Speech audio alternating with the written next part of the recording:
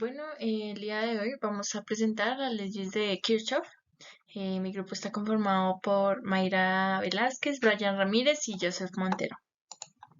Objetivos: aplicar las reglas de Kirchhoff, que son el resultado de las leyes de conservación de la energía y de la carga en el análisis de circuitos eléctricos. Establecer los protocolos adecuados para las mediciones de variables eléctricas como corriente y voltaje. Marco teórico: las leyes de Kirchhoff y los principios de conservación de la energía y de la carga son fundamentales en el análisis de circuitos eléctricos. Estos conceptos proporcionan las bases necesarias para comprender y resolver una amplia variedad de problemas en circuitos eléctricos. Ley de corrientes de Kirchhoff, o pues ley de nodos. Esta sugiere que todas las corrientes entrantes en un nodo deben ser iguales a las corrientes que salen en el mismo. Ley de voltajes de Kirchhoff, o ley de mallas. Esta sugiere que los voltajes en una malla o la sumatoria de los voltajes en una malla debe ser igual a cero. Ley de conservación de la carga. Esta ley dice que la carga total de un sistema aislado es constante y que la energía no se crea ni se destruye, solo se transforma o se transfiere de un sistema a otro. En este caso, pues se aplica en voltajes, ¿no? Y pues como ya sabemos, la definición del voltaje es energía sobre carga, por eso está estrechamente relacionado. Ley de conservación de la carga. Esta es casi lo mismo que la ley de conservación de energía, solo que ahora se argumenta en una carga. Si tenemos una región aislada y dentro hay cargas, la sumatoria siempre va a ser constante, o sea, siempre va a ser la misma. Esta se aplica en corriente y como sabemos, la corriente es carga sobre tiempo, ¿sí? Actividades. Construcción del siguiente circuito. Identifique de izquierda a derecha las mallas del circuito como 1, 2 y 3. Mida los voltajes en cada malla y escríbalos en las tablas correspondientes. Bueno, ahí medimos los voltajes en la primera malla de la resistencia 1 con un voltímetro y la resistencia 2, y pues esta es el voltaje 1, ¿sí? Ese lo proporcionamos ahí directamente en la simulación, y la sumatoria de todo esto nos da 0, ¿sí? Igualmente para la malla 2 y para la malla 3. Medir la corriente en cada resistor y ponerlo en la tabla. Esto lo hicimos con un amperímetro. Y estos fueron los valores. Igualmente, al sumarlos nos da 0. ¿Cómo se relacionan las corrientes medidas con los voltajes en los resistores anteriormente medidos? Bueno, aquí está en una tabla, pusimos todo, las resistencias, las corrientes y los voltajes que fueron medidos anteriormente. La relación entre las corrientes medidas y los voltajes en los resistores se describe por la ley de Ohm, ya que como sabemos, voltaje es igual a corriente por resistencia. Entonces, verificación de la ley de Ohm. Vamos a calcular el voltaje esperando que para cada resistor usando la corriente medida y compararlo con el voltaje proporcionado. La fórmula de la ley de Ohm, pues ya se dijo anteriormente. Entonces, para la resistencia 10 es de 0,8 voltios. El voltaje medido con el voltímetro es de 0,81, o sea, casi que igual.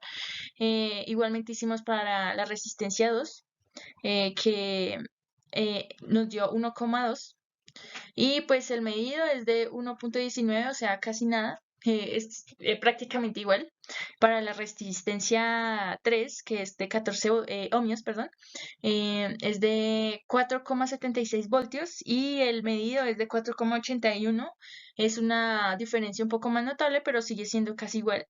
Y para la resistencia 4, que es de 16 ohmios, que nos dio 5,12 voltios, y el voltaje medido es de 5,19.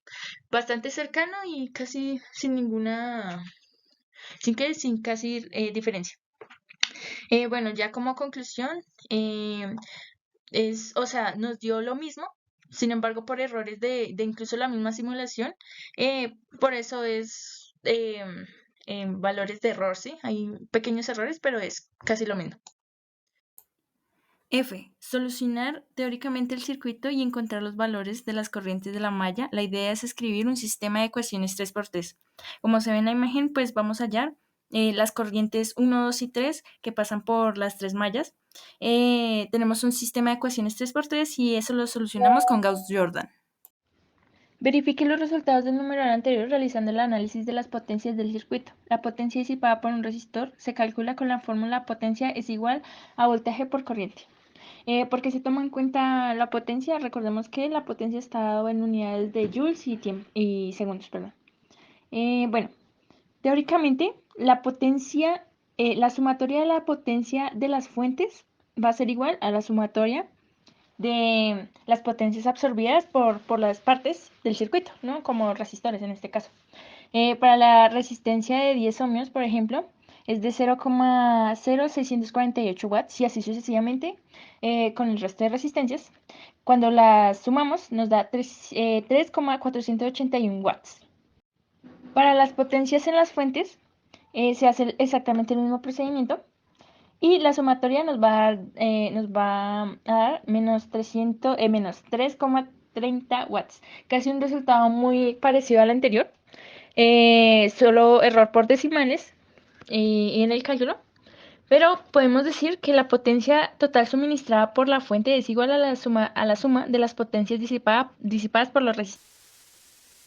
Para el siguiente circuito nos indican que tenemos que hacerles unas configuraciones al circuito ya previamente hecho. Nos dicen que el valor de la resistencia número 1 tiene que tener un aproximado de 200 ohmios.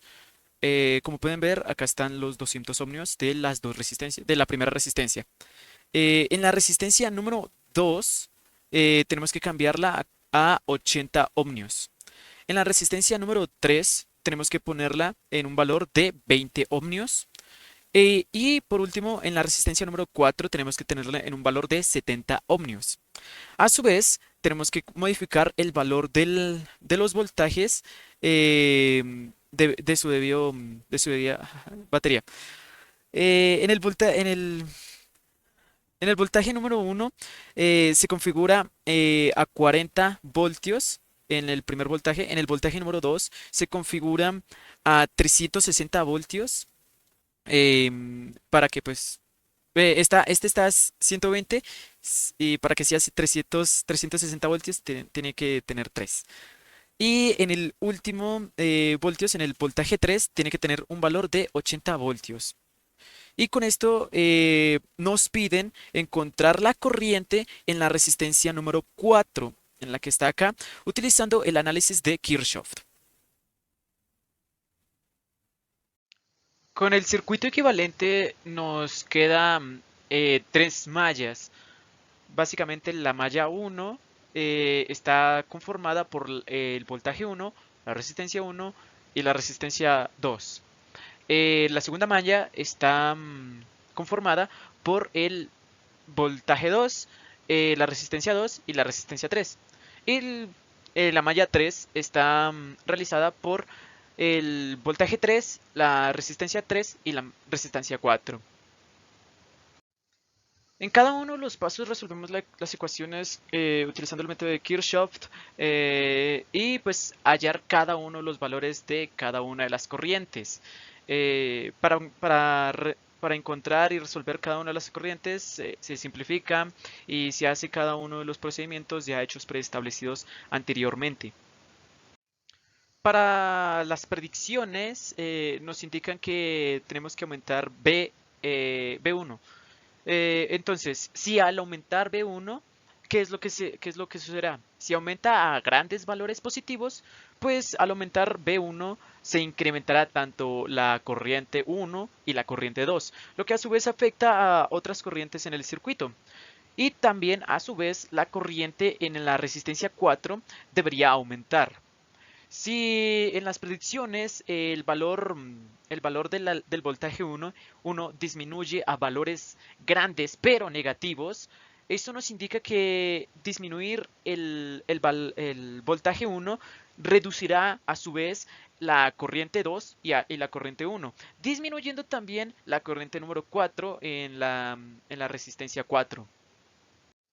En la verificación del simulador para las predicciones, se cambia el valor del voltaje 1, variándose desde menos 120 voltios hasta 120 voltios, en pasos de 10 voltios. Para cada valor del voltaje 1 se mide la corriente, lo que a su vez se registra en la siguiente tabla que veremos a continuación. Bueno, esta es la gráfica y la tabla del voltaje por la corriente en la resistencia adicional. Como se ha dicho, se realiza la nueva gráfica con los datos modificados anteriormente, y a su vez se hace la gráfica. Con esto podemos observar que la pendiente de la curva del voltaje 1 versus la corriente 4 indica cómo varía la corriente 4 con el voltaje 1.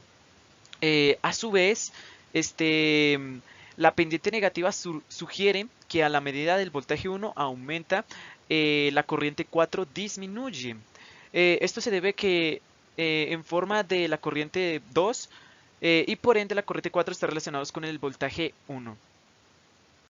En este siguiente paso se nos hace repetir los dos últimos pasos anteriores, pero ahora se modifica el valor de la resistencia de los cables, llevándolos a su máximo valor apropiado.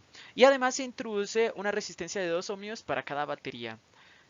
Con esto se nos considera una situación más cercana a la realidad, para ponerlo en la práctica.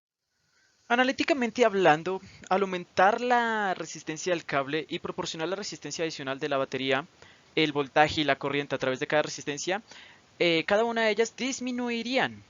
Además, a medida que aumenta la resistencia total de un circuito, disminuyen tanto la corriente como la potencia suministrada al circuito.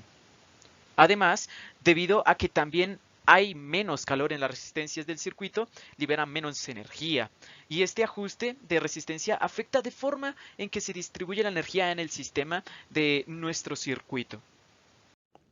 ¿Qué notaron en la nueva curva y por qué? Explique sus resultados desde el punto de vista energético.